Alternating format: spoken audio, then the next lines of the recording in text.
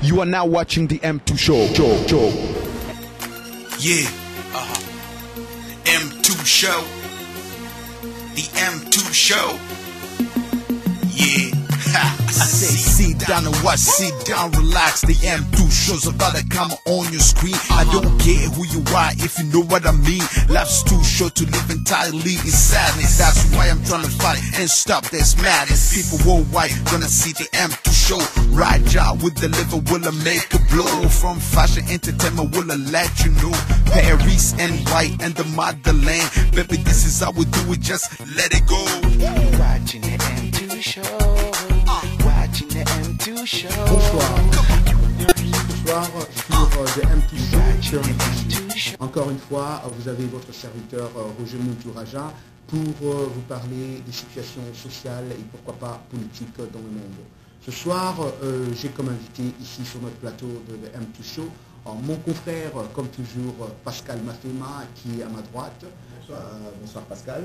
Et aussi quelqu'un que vous connaissez déjà et que vous avez déjà vu dans nos shows, Freddy Monanga. Freddy Monanga, bonsoir. Bonsoir. Ça nous fait vraiment plaisir que tu reviennes sur nos plateaux, toujours pour discuter. On a toujours besoin de gens comme Freddy Monanga qui s'y connaissent beaucoup plus dans les points que nous allons discuter ce soir. Et ce soir, nous allons parler de chef rebelle Laurent Nkunda Batware qui a été arrêté dernièrement au Rwanda, et nous allons un peu chercher à en savoir plus avec nos deux invités. Mais je vais vite aussi dire que nous allons aussi parler de Barack Obama, le président américain, M. Barack Obama, et nous allons discuter pour voir quelle sera sa politique vis-à-vis de l'Afrique et précisément de la République démocratique du Congo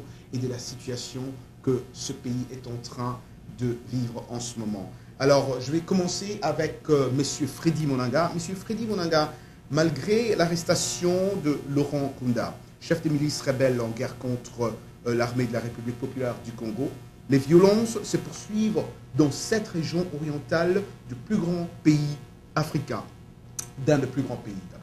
Pourquoi vous croyez que ces désordres continuent? Parce que les gens ou les Congolais croyaient peut-être en arrêtant Laurent Nkunda Batware, tout allait finir par là et la paix revenait au Congo. Mais jusque-là, nous avons toujours des nouvelles par-ci par-là qu'il y a encore du désordre dans cette partie est de la République démocratique du Congo. Pourquoi?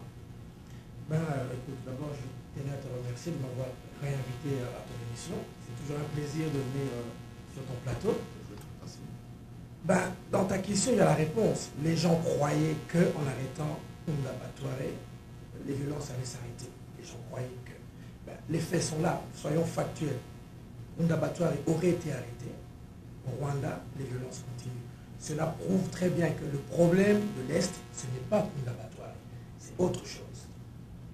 Il n'est que peut-être la conséquence des problèmes, ou même il n'est que l'effet des conséquences. Mais il n'est pas le problème. Ce n'est pas le problème. Non, il est effectivement, comment je dirais, il est la carotte qu'on a mis là devant pour donner l'impression que tous les problèmes de la région se résument à lui.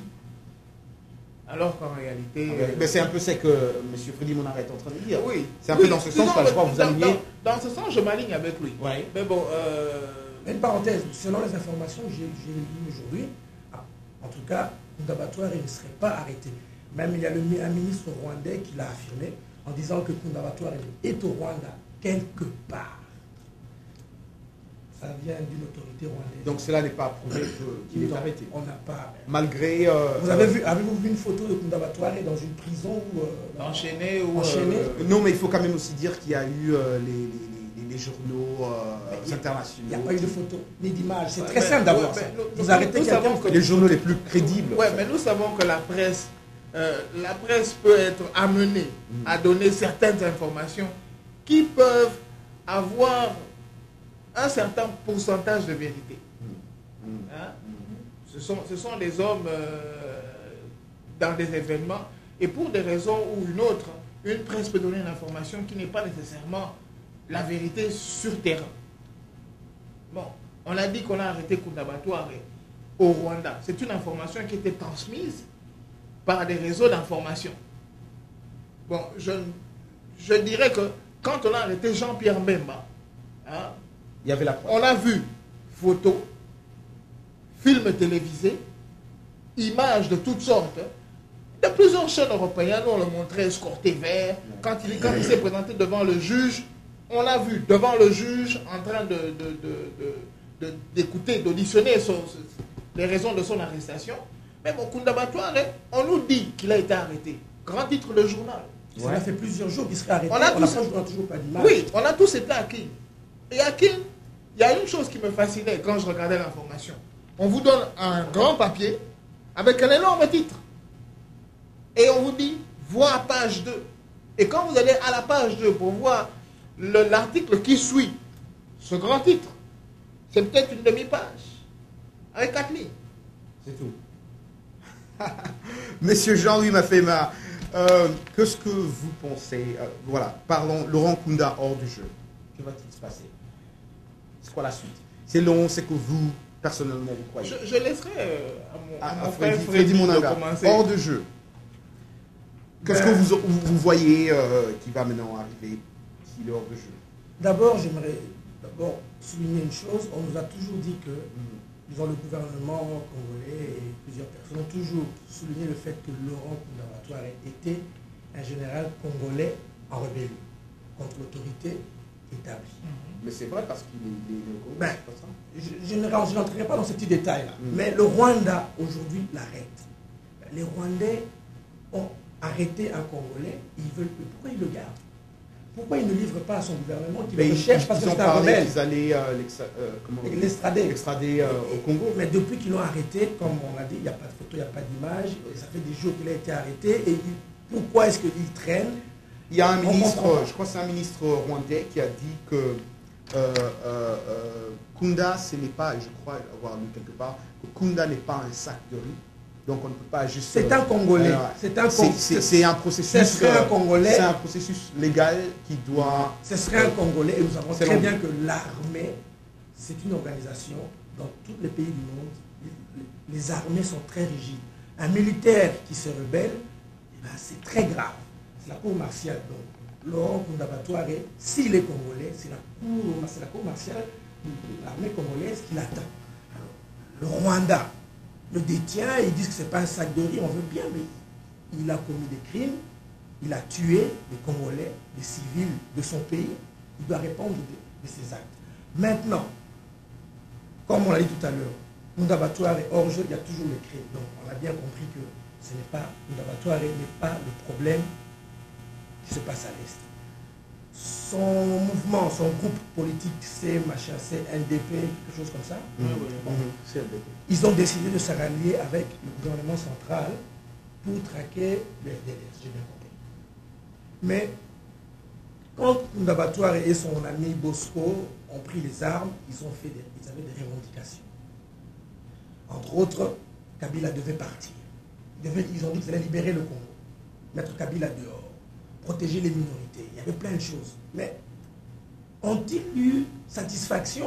Ont-ils atteint leur but pour décider d'aujourd'hui? Qu'est-ce qui s'est passé pour qu'ils déposent les armes et qu'ils disent on se met avec le gouvernement alors que c'est ce gouvernement-là qui voulait mettre dehors parce qu'ils ont dit, il y a des écrits, il y a des interviews de Kunda Batware avec Jeune Afrique où il dit que le gouvernement du Congo est un gouvernement corrompu, il doit mettre ces corrompus-là dehors. Avec donc les Bosco et tout ça. Du jour au lendemain, ce gouvernement devient un gouvernement sain, ils se mettent ensemble pour traquer le FDLR. La génération spontanée, ça n'existe pas en politique. Il s'est passé quelque chose. On doit nous dire. Non, mais il y a une chose qu'il faut comprendre. Ouais. Et la raison pour laquelle l'arrestation de Kunda Batware, à mon avis, ne changera rien.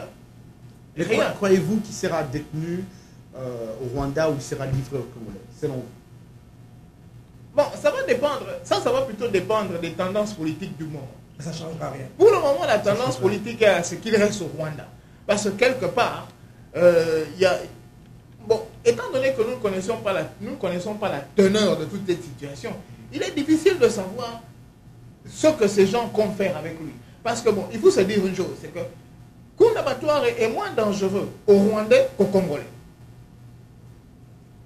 Alors, le faire venir au Congo, c'est ouvrir une boîte à Pandore que la haute magistrature du Congo n'aimerait sûrement pas que ça sorte. Alors, vaut mieux le garder à l'extérieur et trouver toutes les raisons pour permettre au Rwanda de garder Kunda Batware chez eux. Yep, ça c'est vrai. Parce que bon, si on voulait l'arrêter, qu'il soit jugé chez nous, ça aurait été parmi les premières revendications. Parmi les toutes premières revendications. Ça c'est vrai. Hein? Et d'ailleurs, ce que le Rwanda aurait fait, c'est l'arrêter et le renvoyer.